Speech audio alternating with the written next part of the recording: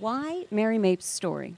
A few different reasons. I first came to Mary's story. It's based on the movie's based on a book that Mary wrote, and I sort of watched all this kind of unfold, as sort of we all did, kind of as a citizen, and then never sort of thought about it as a film. And then I read Mary's book, and she wrote the book right after she was fired. So it was very raw, and it was very fresh in her mind. So it was only about a year later that it was published, and I read it, and I was so taken by how much I didn't know about a story I thought I knew a lot about.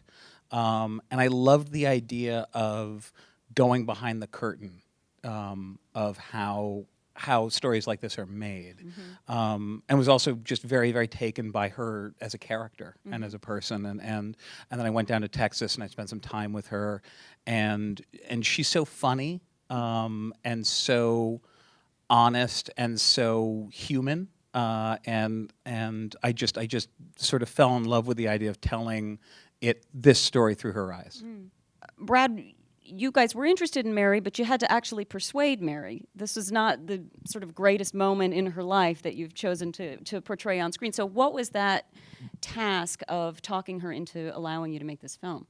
Well, I was fortunate enough to have been in the position that Jamie had already convinced her by the time Jamie came to me. And Which is what makes you such a good producer.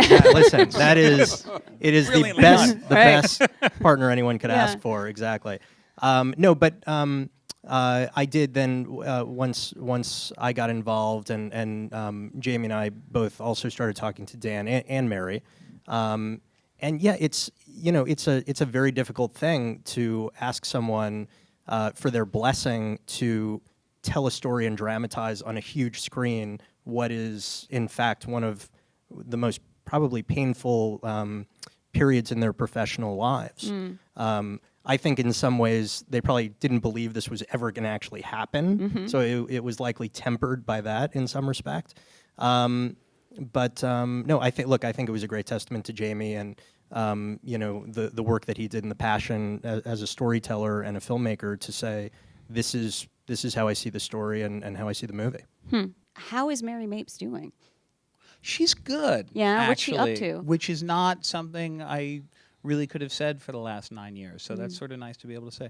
No, Mary is doing, I think, well. She, when I met her, I met her in 2006, and she was basically still in a defensive crouch from everything.